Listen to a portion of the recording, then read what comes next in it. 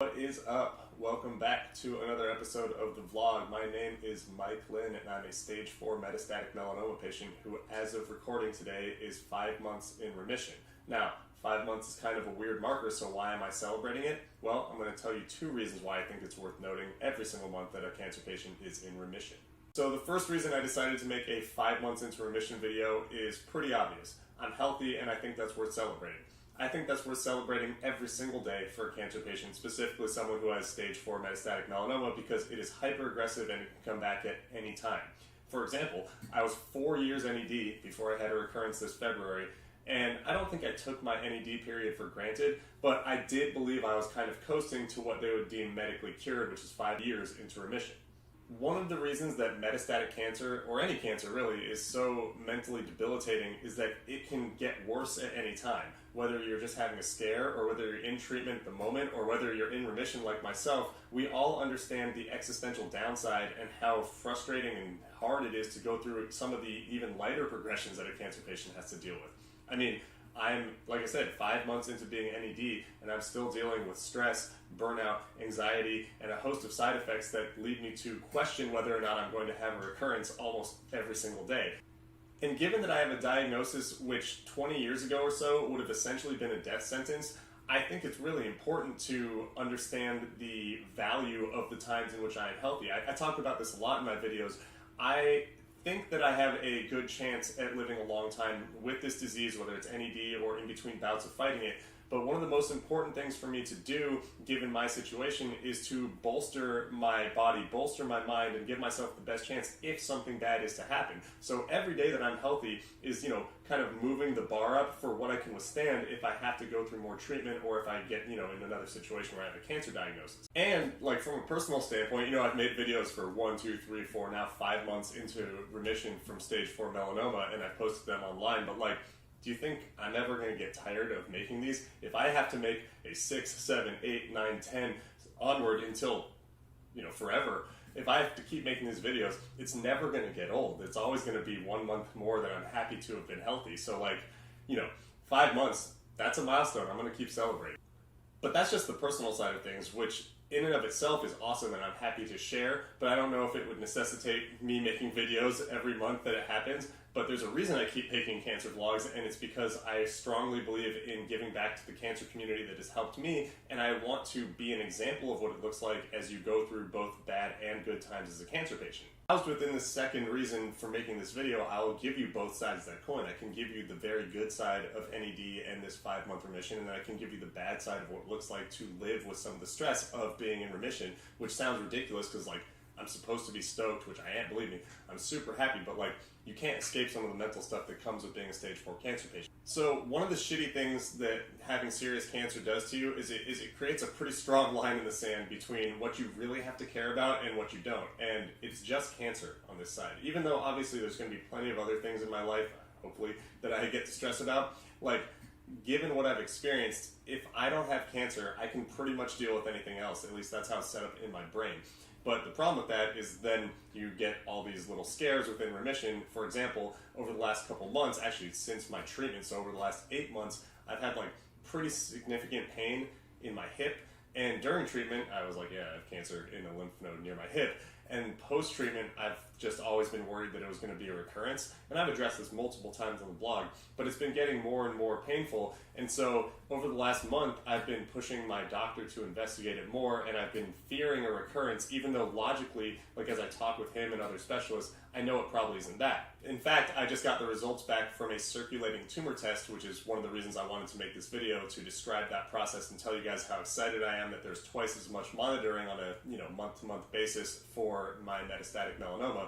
I think I've described this in one of my other videos, but a circulating tumor test, they basically draw your blood and it takes parts per million of the genetic mutation that you have, which for me would be metastatic melanoma, and there's a threshold in which it says, hey, you might have to watch for having cancer again, and if not, it is negative. Mine came back negative, which is awesome.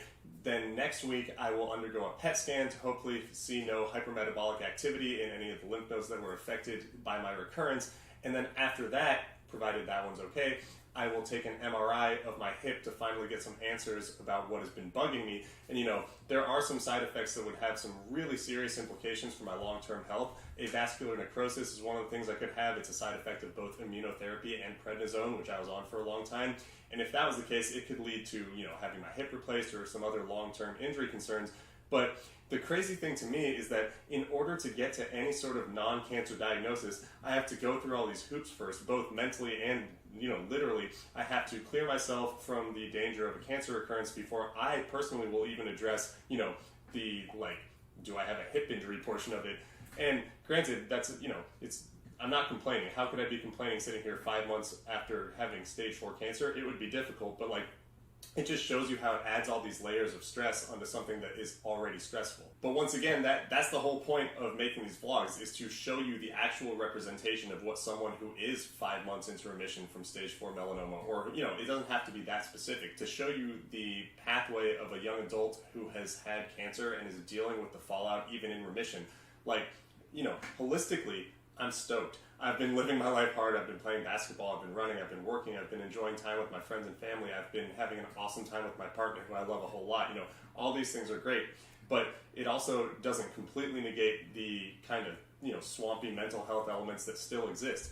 I am happy every day I wake up, but there's a ton of anxiety going on. There's, this week while I was waiting for results from the circulating tumor test, even though I knew it was likely to be negative, I was just mopey.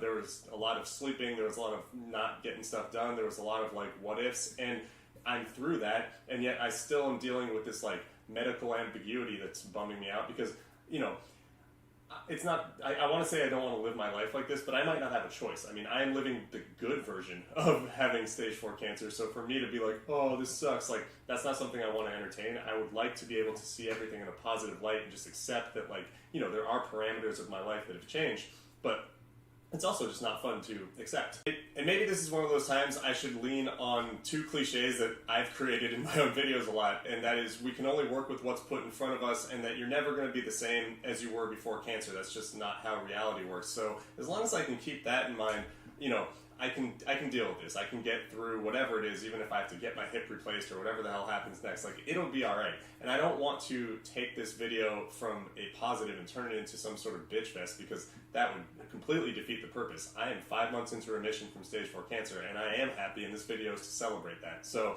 I'm gonna write this shit.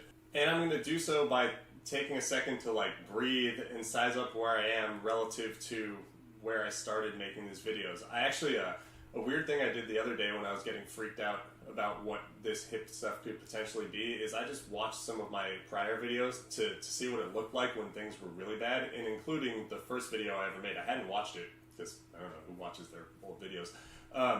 But I just watched that, and I saw this scared dude. I saw someone who did not have any idea what the future would hold, despite having experienced cancer 5 years ago. When you get to stage 4, you beat the game a little bit. The stakes are higher, and all of a sudden, I think I saw that in what I was making for that first video. Even though I didn't know I was going to make cancer vlogs, I just saw someone who really had no idea where they'd be in 8 months, let's say, because this is 8 months later. It's around there. And it's safe to say that right now, this outcome is amazing. Whether or not I have to deal with, side effects both physically and mentally from cancer, that's not the point. That's almost a given. And that was going to happen even if I had stayed in remission from my prior stage 3 metastatic melanoma diagnosis. So, I think right now is a good time for me to just reflect and say that, 5 months is worth celebrating the same way 6 months, 1 year, 2 years, 3 years, 4 years, however many times I get to do this, it's always going to be worth celebrating. So, if you know someone who is in the situation that I am that has a chance to celebrate being in remission, enjoy that, because it's not a given. If you are in treatment or you have a family member who is in treatment, I can't guarantee they're going to get there, but I sure hope they do, because it's a good feeling and it's one worth hanging on to. And regardless, I always appreciate you guys watching. I appreciate you guys spending your time to help support my channel and to help grow these conversations so that we can see what it looks like to go through both the bad and the good during cancer. That's really all I have today. I'm stoked to share this video, and that's all I got. Thank you so much, and I will see you next time. Bye.